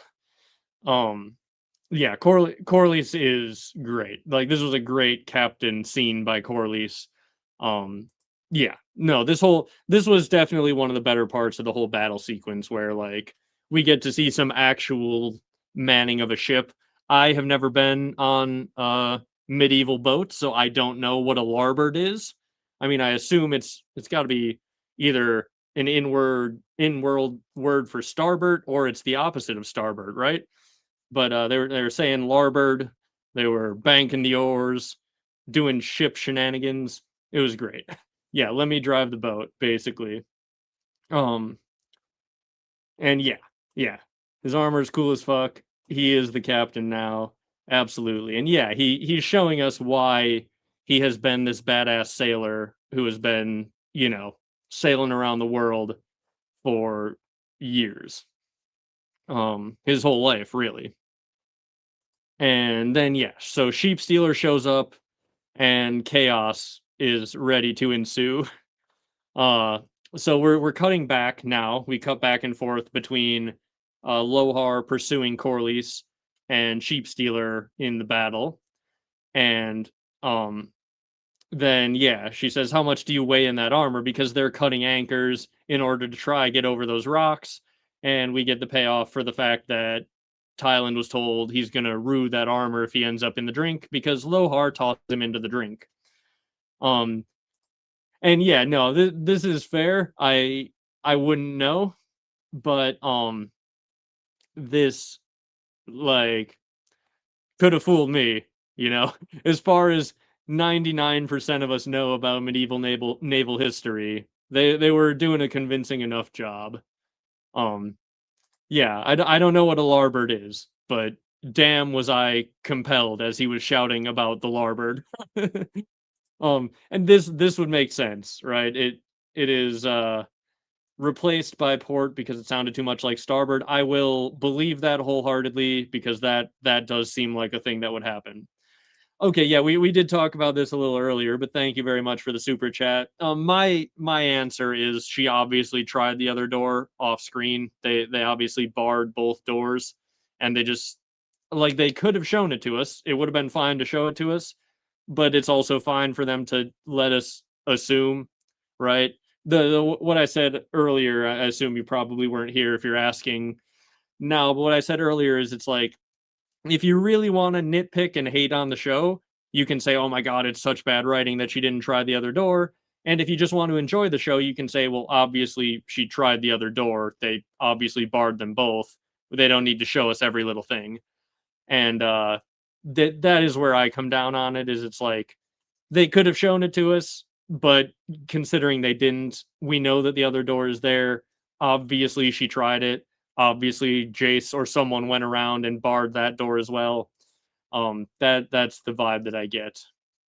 Um, and yeah, luckily we don't have D&D after the episode in their post episode discussion going, "Yeah, Rhaenyra kind of forgot about the other door." That would have been annoying, because they would have had to deal with that as well. Um, and yeah, no, it does not need to ruin your summer. um, but yes, I do agree. Larboard and starboard have, like, that's insane to have them be the opposite sides of the ship. Like, it's like east and west. You can't do that. How are you gonna know in the chaos of battle what they're shouting? "Oh, east? I thought you said west. Larboard? I thought you said starboard." Like, that's just crazy talk. Um, yeah.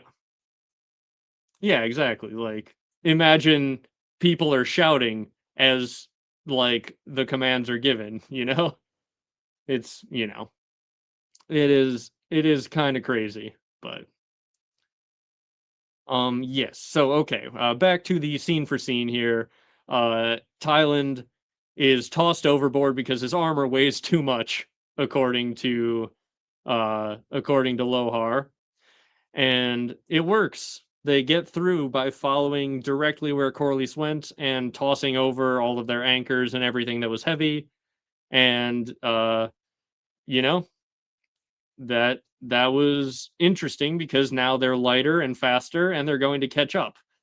And I thought it was a really good chase sequence. It was really creative, like interesting thing to happen during the battle. They took out 2 of the 3 ships, but the flagship did make it through. And then Corlys, once they get around through the pass, he sees that his entire castle is burning. They have sacked High Tide. This is like the castle that he built by the sweat of his own back. All of his family's riches are within. All of the treasures that he has gathered from his entire life of traveling and sailing the world, all of that is in this castle, and the pirates are looting it and they are burning it. And he is just broken. Like he can't comprehend what he is just seeing here. And so he just completely freezes up, and this forces Alan to take charge of the battle and the whole situation. Um, and yeah, it is. I thought it was really cool. It was a cool reaction for Corlys to have, and it shows Alan being willing and able to step up and command, which could end up being important, assuming Corlys survives. And yeah, we talked about this a little at the beginning, but we should talk about it again now. I think he could survive. We don't know. Like he could die, but he is tossed overboard while they are directly like about to be stuck on the rocks. So it makes a lot of sense that he would have been tossed overboard, landed in very shallow area where he can cling onto the rocks and climb up and climb out. Um and like yeah, like he is actively thrown overboard at a point where the water is so shallow, they need to throw him overboard to like lower the weight that's on board so that they can get over the shallow water. I think he'll be fine. Yeah, he's gonna pull a Jaime Lannister, and honestly, like it would be it'd be like 10 times more survivable than Jaime Lannister. We saw Jaime like sinking, like, oh no, like to the bottom of the river in his full armor. Tyland was tossed directly into shallow rocky water.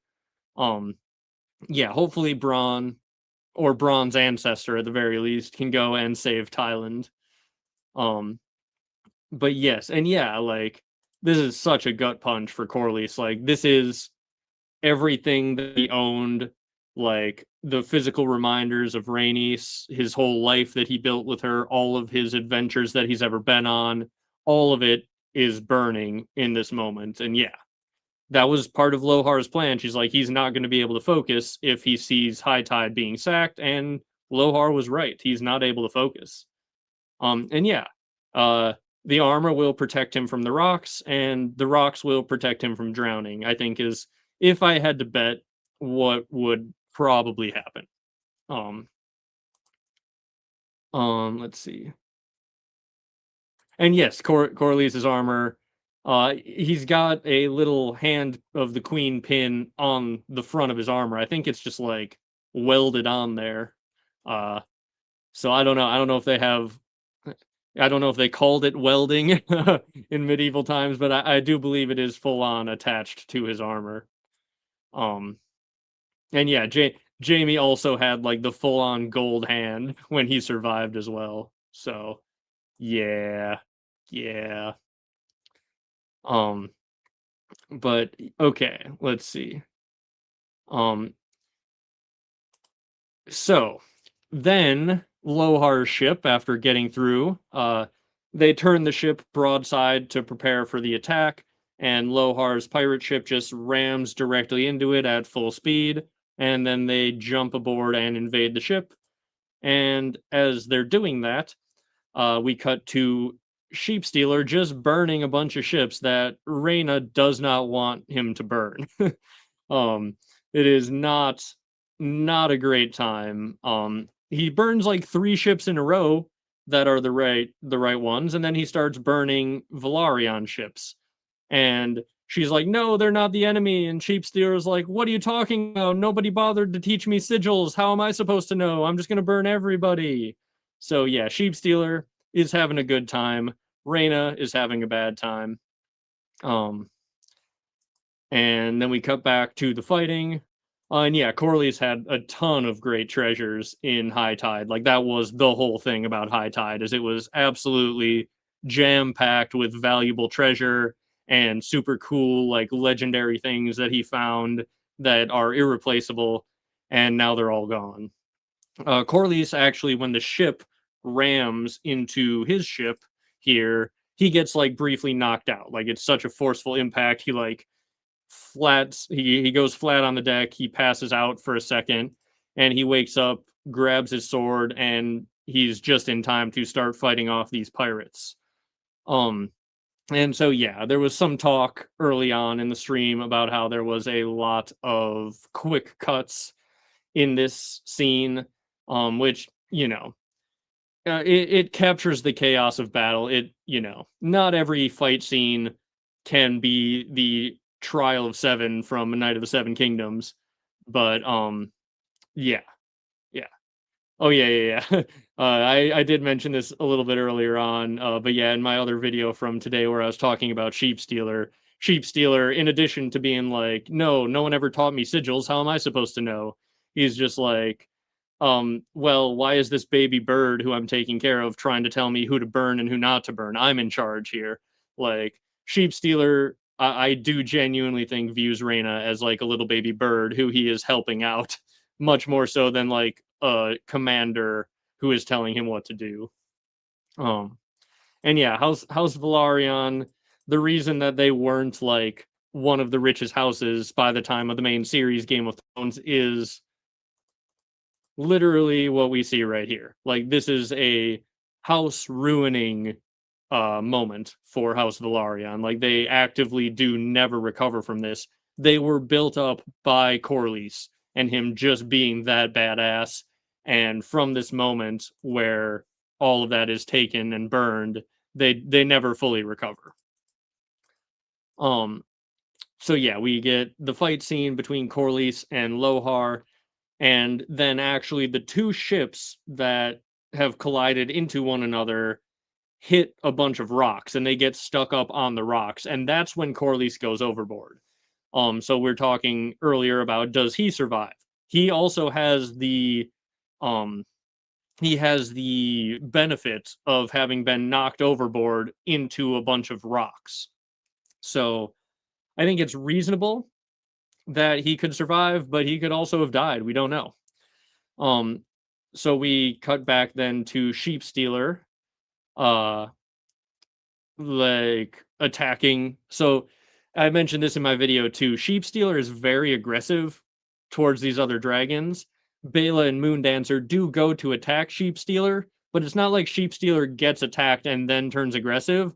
Sheepstealer like looks, sees another dragon, and it is on sight. Like Sheepstealer instantly doesn't want to fight the ships anymore. He goes and directly attacks the other dragons. So what I pitched in my video about Sheepstealer is that like Sheepstealer is probably pretty used to being aggressive towards other dragons by this point because his neighbor has been cannibal his entire life. Like the cannibal eats and attacks other dragons. So Sheepstealer is used to, I think, being on site with any other dragon who's like charging at him. He's gonna go try fight him. And yeah, no, pretty much all of these dragons don't have any combat experience. Like yeah, all of these dragons have mostly lived in peacetime up until the breakout of the Dance with the Dragons. Like mostly Vhagar and Meleys and Caraxes have combat experience, I believe, but I don't think like any of the others really do. Maybe a couple, like I don't know. I don't think Vermithor does, but maybe.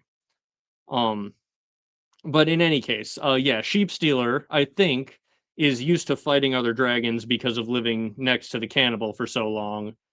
And yeah, it's it's something that he just instantly does. I do like this, a rescue dog coded. Like he is used to scrapping on the streets with very aggressive other dogs. And yeah, he sees another dragon, he's like, oh, I'm gonna go kill that thing. Um yeah, I would believe that Sheepstealer has like dragon on dragon combat experience because of, as I said, living with the cannibal. He just doesn't have any experience with a rider. So yeah. And then we cut back, we see Corlys go overboard into the rocks, as I said, and Alan is freaking out. He yells for his father, and then goes and jumps to fight Lohar. Meanwhile, Sheepstealer is actively trying to burn Bela to death, as Rhaena begs him not to. And then because Jace and Vermax were trying their best to go and help, Vermax gets shot, and this time it doesn't catch the neck guard. This is like an actively deep wound directly in the chest of Vermax. And also, Bela can't instantly go and help because Bela is flying for her life with Moondancer trying to not get burned to death by Sheepstealer. So it is bad news bears on all accounts here for Vermax, who is like, even if he doesn't drown here, that's going to be a nasty wound. Like, that is a harpoon directly to the vitals. And then we cut back to Lohar and Alan fighting down in the water. He tries to drown her a few times and is unable to, but then he gets to a knife and he stabs her, and she is dead. So that is the end of Lohar. And then we cut back to the question that is in the poll. We are at about 200 votes now, and 77% of you say the sinking of Vermax is sadder than the sinking of the Titanic, and I do agree. I mean, the Titanic didn't have any adorable dragons on it. He's just a little guy. He's just a little dude. He doesn't know any better. He didn't know not to fly solo by the pirate ships. He's a baby. He's a baby dragon. And he is sinking, and Jace is begging him to fly, begging him, please fly, fly. And there's nothing he can do. He's got an anchor around him. He's down in the water already. It is not great. It is absolutely heartbreaking for sure. But yeah, it's a tough scene to watch. And when Jace has to unhook himself from Vermax as Vermax drowns and he has to just float up to the top. It's so sad to watch. And then, of course, he gets to a piece of driftwood, and just as he does, several arrows all pierce him, and the pirates all cheer, and Jace is dead. Rest in peace, Jace. And then, yeah, the last thing we see is these ships washed up on the rocks, which, as I said, Corlys, I think, has a chance of surviving because what actually knocked him off the deck was when the two ships collided with these rocks. And so I do think, yeah, he will have a chance to survive. And yes, not only did Jace die, his mewing streak also died with him, which you can tell me what is the bigger tragedy. But yeah, it is a brutal scene. This was probably one of the most action-packed like openings that we've ever had to a Thrones show for a season, because again, it was supposed to be episode 9 of the previous season, and tradition is episode 9 is the crazy episode where like all the crazy stuff happens, and then episode 10 is kind of the come down and the reaction and the setup for the next season. So I'm interested to see like how much they hold to that, if like episode 2 is going to be still a come down and a setup for the rest of the season, or if that formula is going to change a little bit, like how directly is it going to just be what was supposed to be episode 10 of season 2. That's one of the things that I'm curious about for the next episode. And yeah, I don't know. I would have thought, I mean, when the poll started, it was like 95% were saying that that the sinking of Vermax was sadder than the sinking of the Titanic, but the Titanic fans have made their way into the stream. And yeah, this is true. He could still be mogging at the funeral, but I don't think he's actually going to get a funeral. I think they probably are unlikely to recover his body from the ocean, unfortunately. But he was technically a Velaryon, so the sinking is the traditional Velaryon funeral. That's what they did with Laena. So yeah, it is. He technically was buried with the custom of his house, even though he wasn't actually a true Velaryon, as Vaemond very clearly wanted everyone to know. Um, but yeah, great episode. I would say like it's at least a 9.5, if not a 10 out of 10, right? Like for a episode 1 of the season, it's as action packed as we're ever gonna get, I think. Um, and yeah, I talked about it throughout the course of this, but I think it fixes most of the problems with season 2. Like season 2 had a bunch of stuff that was like built up, and then this was the payoff for a lot of it. Daemon's whole army, we got to see them actually like win a battle at the very least. Um, Jace's negotiation with the Freys and the Winter Wolves coming down, his negotiation with the Starks, with Krieg and Stark in the beginning, like all of that finally pays off in this episode. um you know, it's yeah, it was just great. I really liked it. So yeah, let me know what you guys think. Oh, they okay, so they show a casket in the week ahead clip. That's fair, but they did a casket with Lena as well, even though they didn't have her body because Vhagar turned it to ash. So they might still give him a full on like actual Velaryon funeral. And if that casket is carved to look like him the way Lena's was, it absolutely better be Mog and everybody, or I will be very upset. Um, let's see. Uh, I hope that Reyna does not like. I hope they don't do that. I hope they just are like Nettles isn't going to be in the show. Um, I hope they don't uh be like, oh, we don't know who she was, so the common people called her Nettles and they believed that she was some lowborn. Like, I hope they just leave Nettles out of it, because in that case, it feels like what they're saying is like the true answer to what Nettles was, because Nettles is a character that's full of so much mystery. Like, there's so many intriguing things about Nettles. And if the show's answer, which like the show is taking a history book that has a lot of mystery to it and trying to put a real version out there. And it is maybe not the complete canon version as George R. R. Martin would see it, but the show is creating its true version of history. Um, and I would not be happy about them saying actually what Nettles was just a name that a bunch of people called Reyna. Like that would feel kind of more lame to me than just like her, like she will fulfill the role of Nettles in many ways, but I don't want them to be like calling her Nettles. I hope they don't do that. They can just leave Nettles out at this point. It's fine. I'm over it. I wish they hadn't, but I'm over it. It's fine.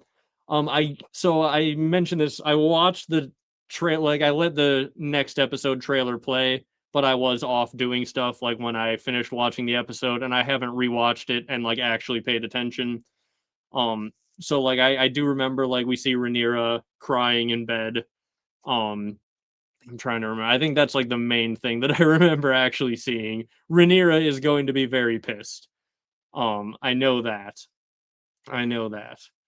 Um, but yeah, it's gonna be interesting to see like the rift that forms between Reyna and Rhaenyra here because yeah, like Rhaenyra gave Reyna a very important job. Guard my children, make sure that they are safe, make sure these dragon eggs I gave you are safe. And Reyna completely disregarded all of that. She went off, she claimed a wild dragon, and then flew it into battle and got Rhaenyra's son killed. So, like, not only did she abandon two of Rhaenyra's children, or three, I guess, although one was supposed to stay in the Vale, and she was supposed to go with the other two. So, she abandoned Rhaenyra's children and then killed her other child. Like, Rhaenyra is going to hate Reyna after this. I mean, reasonably so on one level. But yeah, like it's gonna be crazy. I mean, I wouldn't be shocked if Rhaenyra at some point brings it up. Like, listen, we gotta execute this girl. I mean, It it wouldn't surprise me. We'll put it that way. We'll put it that way. Um, and yeah, like there are. I feel like I've said this before, but I feel like a lot of people like I I I feel like the end of Game of Thrones was so legitimately worthy of criticism that so many people like came of age in their media critique in like watching and commenting about late seasons Game of Thrones, where now they just like love to shit on everything because like they're chasing that dragon of like when everybody was super outraged at like a bunch of genuinely terrible writing decisions that like now they're looking for every little thing that they can say, oh my god, this is terrible writing. And like there are some decisions I don't agree with, but like, you know, there's a difference between that and just like being outraged at every little thing. Like Rhaenyra not on screen trying the other door, is not like a season 8 Game of Thrones level mistake. So it's, it is what it is. You can be super upset if you want, like if that's how you enjoy uh interacting with media. But like when something is left ambiguous and you can choose to like assume like the thing that makes you enjoy the show or assume the thing that makes you dislike the show. That means you have a choice. Like you are choosing to be mad that Rhaenyra didn't try the second door, not choosing to just assume like obviously she tried the second door. Like you're choosing to make the world make less sense in order to be angry. Now that doesn't apply to everything. There are genuinely like it's fine to be upset with certain choices, absolutely. But in the times that you have the ability to not make yourself more upset, I think you should choose to not make yourself more upset personally. But that's how I feel about it. And yeah, Reyna has earned a bit of the outrage that I'm sure is going to be coming her way. Um and Yeah, Reyna abandoning her duty to the crown to chase a dragon it's gonna be bad. It's gonna be real bad. Yeah. Who has a better story than Reyna the Reckless? Absolutely. Absolutely. The queen, the queen of the Vale, Reyna the Reckless. Um and yes, yes. Come on, George. You channel your anger at Ryan Condal and this season of House of the Dragon that you apparently have to go and write some more Duncan Egg. Like, take all the good feelings you have about Duncan Egg, and then whatever anger you have at House the Dragon George, and pump out some more Duncan Egg, and pump out the Winds of Winter. You can do it. We all believe in you. Um, and yes, this is another thing. So, like, when you go back and watch the whole series in order, Daemon treated Bela very differently because of her being a dragon rider. I think it's even the first scene that we see of Reyna. If there's one earlier, I forgot about it. Um, but in season 1, episode 6, after that big time jump, Reyna is holding her egg to the fire, and uh, Lena comes in and says, "Some of them never hatch, because Reyna's like 8, 9 years old, whatever at this point, and it's very obvious her egg is not going to hatch. And Bela tells her, like, hey, there's other ways to get a dragon. I didn't have a dragon until I was 15, and now I ride Vhagar, the largest dragon in the world. And she like gives her a pep talk about how you can tame a dragon one day. It'll just be harder than having your egg hatch. And then at the end, Reyna is like, father ignores me because I don't have a dragon, basically. So yeah, it has been a thing all the way from the beginning of Reyna's arc that she has been. They were very clearly never going to do Nettles when you look back in hindsight. They were planning for this arc the whole way. And Daemon absolutely treated Reyna differently because she didn't have a dragon. So now I imagine Daemon is going to start bonding with Reyna more in the future because she has a dragon and he can be like, well, clearly you need someone to teach you a bit about dragon riding. So him and Caraxes can like kind of bring her and Sheepstealer up to speed and make them a useful contributor to this war. And yeah, Rhaenyra wanting the head potentially of Rhaena and also her Queensguard, that could complicate things. That absolutely could. And yeah, Daemon, I imagine Daemon's going to be really proud of Rhaena for this. Rhaenyra is going to be incredibly pissed, and Daemon's going to be incredibly proud, and it's going to be a fun thing. I can't wait to see it play out. Um, but yeah, it should definitely lead to some interesting situations in the future, for sure. Um, uh, and yeah, the Helena scene where um she's like instantly able to tell what's going on with Alicent. That was also very good. Um, and yeah, it's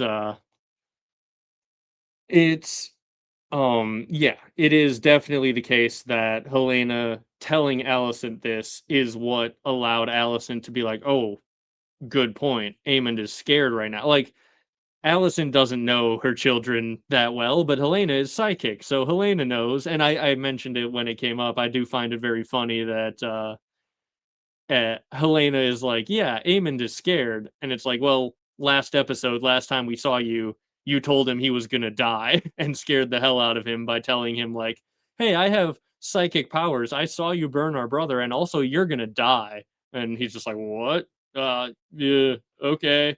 And now there's 3 more dragons coming at him. He's like, oh, shoot, I might actually be about to die.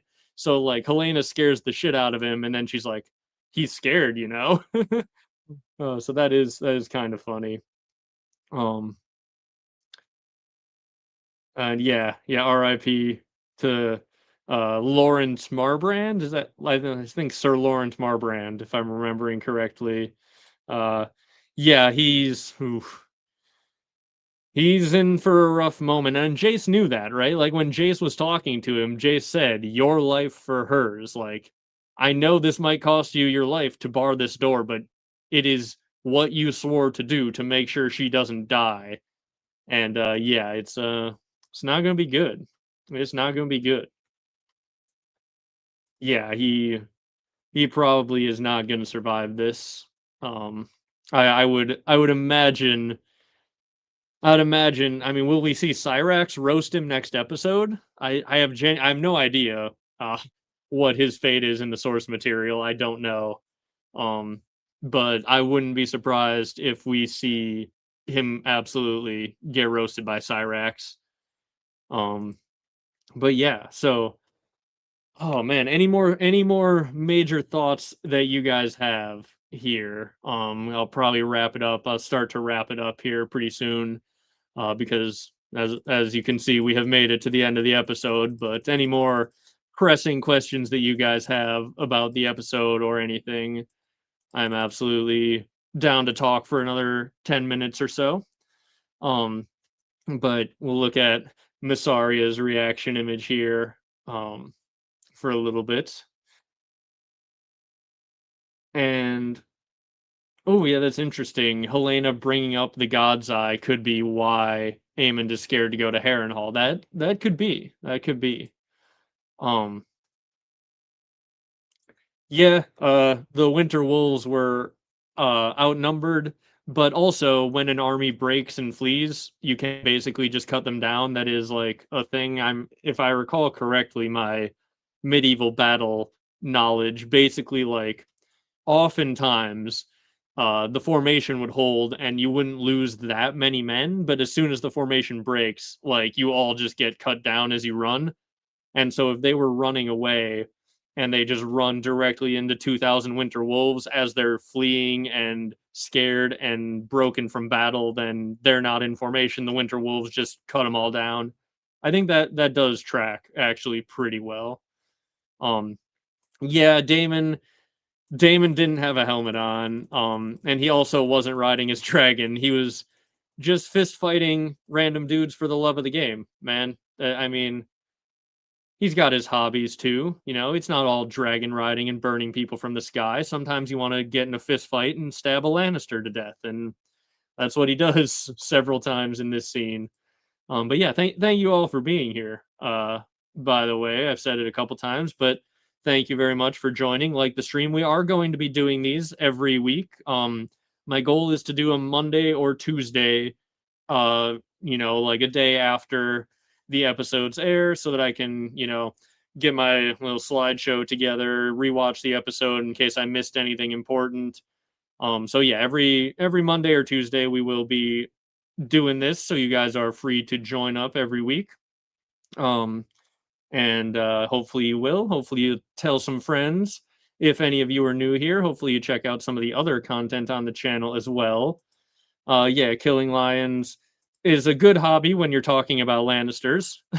Not so for the poor lion who was having his head hacked off in the lead up, like in this scene when they were watching Daemon walk through the carnage. They were hacking the head off of an actual lion, which was sad. They're just big kitty cats. Um, for those of you, I don't think I've ever brought it up on the channel. For those of you who don't know, I did take in a couple stray cats during Dunk and Egg, and one of them is orange and long hair, big and fluffy, and his name is Lionel, after Lionel Baratheon. But also now, since I rewatched House of the Dragon, I do say to him, "This is the stuff, Lionel," whenever I give him his wet food, because of Viserys in episode 1, or season 1, rather. So, yes, I do have a little lion named Lionel. And it was funny, I was recording a video about the Lannisters. I was talking about Tywin, and I said the word lion like 3 times in a row, because I did a couple takes and I said the word lion several times. So like he hears me saying the word lion and he comes running from across the house and jumps up on my lap because I said lion several times.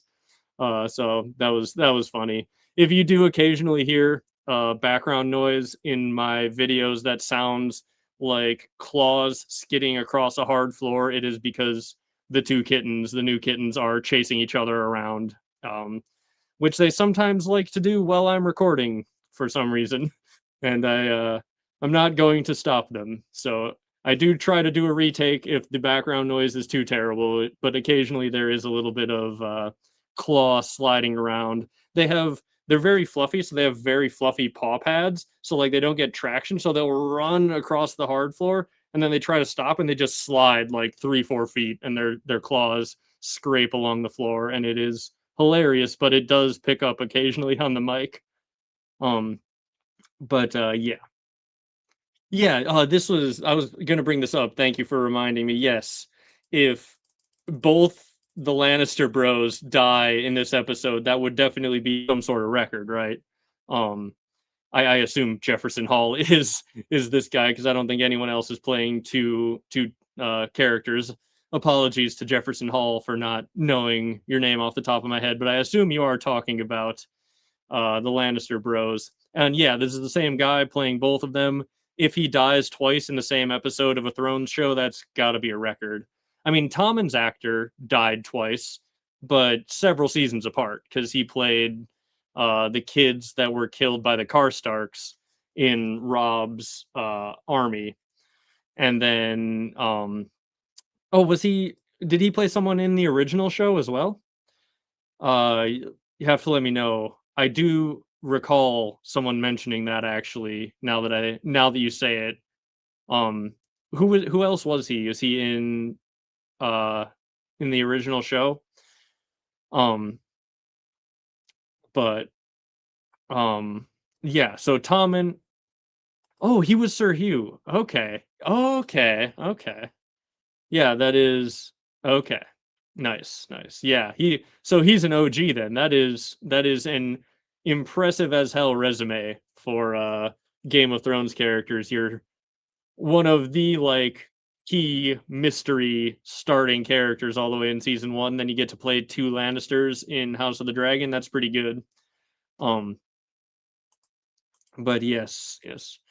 Thank you all for letting me know. But yes, yeah, Tommen has died twice, but if Thailand doesn't survive, this guy has probably broken the record. There's probably some extra who's died like 20 times in like various battles, but unfortunately for them, that doesn't quite count, I don't think. Um, yeah, I hope he and Corlys live. I really hope he and Corlys both clinging to rocks. The drowned god has spit them back out. He's not done with them yet. Um, But yeah. I think I didn't highlight it earlier, but I think someone earlier in the chat said he's gonna get patch faced, and that would be funny. He just comes back mumbling prophecies. Um, let's see here. Someone asked, "Is Helena pregnant?" I don't know. I did like look to see if I could tell because there was in the trailer. For those of you who didn't see the trailers, there looked like a scene of Helena giving birth.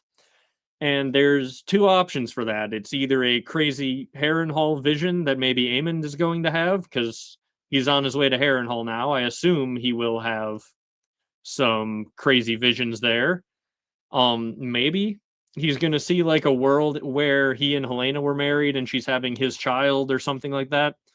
Or maybe Helena is like in an early pregnancy and gonna I mean, the big question I have with that is enough time gonna pass this season for her to give birth if she's not like very obviously showing her pregnancy now? Because she wasn't very obviously pregnant. Um, it was a situation where, like, if she is pregnant, she seems to be early on. Um, from what I have gathered. So, I mean, maybe there is enough time that could pass throughout this season, but like this episode seems to be like days after the season finale of season 2. Like things are happening much faster now.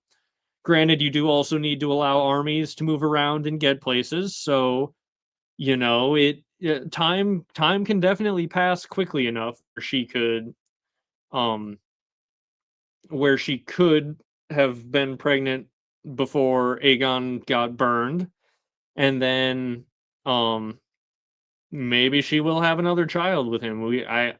I don't know. I am intrigued to see where that goes, but I could not tell that she was pregnant from what I saw. If anyone else disagrees, definitely let me know. But yeah, I don't know. I don't know if that's going to be weird Harrenhal vision or genuine pregnancy. But yeah, Aemond Aemond likes his older women and he has his mommy issues for sure. For sure. I mean, we talked about this earlier on, but yeah, like this is absolutely set up by the fact that he is doing the therapy and curled up in the fetal position of the brothel worker Sylvie who took his virginity and like was basically his mother figure. Now it's all messed up in his head and he doesn't know how to show like mother son affection on any level. And Alicent is freaked the hell out because this guy has been like threatening everyone's life for like days at this point. And now she doesn't know what the hell to do and is also probably on some level realizing, like, oh, shoot, I have failed raising this kid so badly that he doesn't have any idea how to show affection. And also, she's probably concerned, like, oh no, is this a thing that Targaryens are into? Because my kids are Targaryens, in fact. So yeah. Okay, Stella Graves pointed out that it looks like Alys styles herself more like Alicent in the trailers. Stella Graves is another channel who does a lot of like costume analysis that's pretty good, and she cosplays as many of the characters and does a good job of that. So you can check that out. I guess I hadn't noticed that, but I would trust her read on that. It would absolutely make a lot of sense for Alys to A, be aware of Aemon's mommy issues, and B, take advantage of them to manipulate him. Um, I I don't know. If there are more I was thinking about doing it, but I think I'm gonna put it off if and see if there are more mommy issues for Aemond that are brought up when he actually gets to Harrenhal.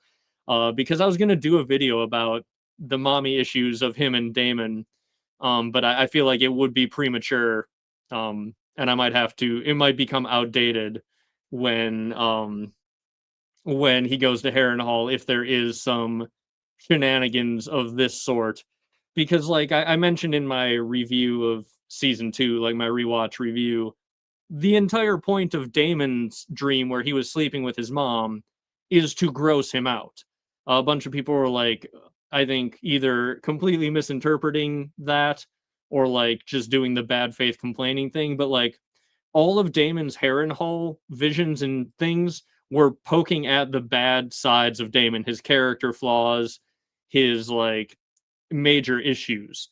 And when he had the dream of sleeping with his mother, it's because he has spent like his whole life grooming his niece to sleep with her and is now married to her. So he was into that. And now he's being shown a version of incest that genuinely grosses him out and recontextualizes and makes him think about what he has done. Um, and so it's like, along with everything else, it was making him realize his own character flaws and at least grapple with how gross they are. And so him sleeping with his own mother and then realizing at the end that that's what he's doing grosses him the hell out. That was the point. It is not because he has like a mommy fetish or whatever. It is meant to be poking at his character flaws. And Aemond, this is like, again, it's showing us something about his character, and it ties in very well to the whole like his mother figure was the sex worker who took his virginity and who he sleeps with and then has therapy with. It is like the absence of a genuine motherly relationship with his actual mom, which has been supplanted by this woman that he pays for sex. That is creating these issues for Aemond for sure. So both of them have different mommy issues, but I've seen a lot of people be like, "Oh my god, two mother makeout scenes. It must be Ryan Condal's fetish." And it's like, no, that's not the point. The point is not that it's supposed to be hot. I'm I'm sorry. It is like it's character development in both cases. But we'll see if some more shenanigans happen. I might have to do a video about Targaryen mommy issues a little later on in the season. Thank you very much, Kirsty. It is very much appreciated as well for you supporting the channel. Um, and yeah, it is gonna be fun to cover this show throughout season 3. I am very excited so far. Uh and yeah, it will be interesting to see Alys. Like, I really enjoyed, and I think it is even better on a rewatch. Daemon's Harrenhal scenes, like one of the best parts of season 2, in my opinion. And yeah, I'm really looking forward to Aemon getting to Harrenhal and whatever Alys Rivers does. Um, so yeah, it is absolutely going to be very interesting. It's one of the things that I am most looking forward to in this season as well. Um, yeah, no, the point is not to turn you on by these characters making out with their mom in real life or the dream world or whatever. That's not what it's supposed to be. Thank you very much. Thank you very much. But okay, we have done a little over 2 hours. We have covered every scene of the episode, stuck around and chatted a little bit more. I do have a couple videos out that covered various scenes in the episode. If you guys have not seen them, you can go check those out. As I said, I will be back every Monday or Tuesday, depending on what I have going on in real life. I will try to do it one of the next couple days after each episode. I don't currently have plans for guests on future streams. Maybe some people will join. I don't know. It is kind of fun just being able to chat with you guys in chat. And I do feel like when I have guests on, I end up talking to the guests and ignoring chat more. But obviously it is also very good to have other people giving their takes, and a lot of the people who come on as guests are awesome. So, we might do a bit of both throughout the course of the season. I don't want to have guests every week because I do like being able to fully chat with you guys and react to the chat. But yeah, we'll maybe mix it in. There might be a few guests mixed in here. And yeah, you got here right at the end if you're just getting in here, but you can go back and rewatch the whole thing. Thank you guys for joining me. And yeah, make sure, again, one last reminder to like the stream, share with anyone who you feel will be interested. And I'll see you guys for some content here. I'm sure I'll have another video coming out before too long, and streams every week. So see you all then. Thank you for watching, and I'll talk to you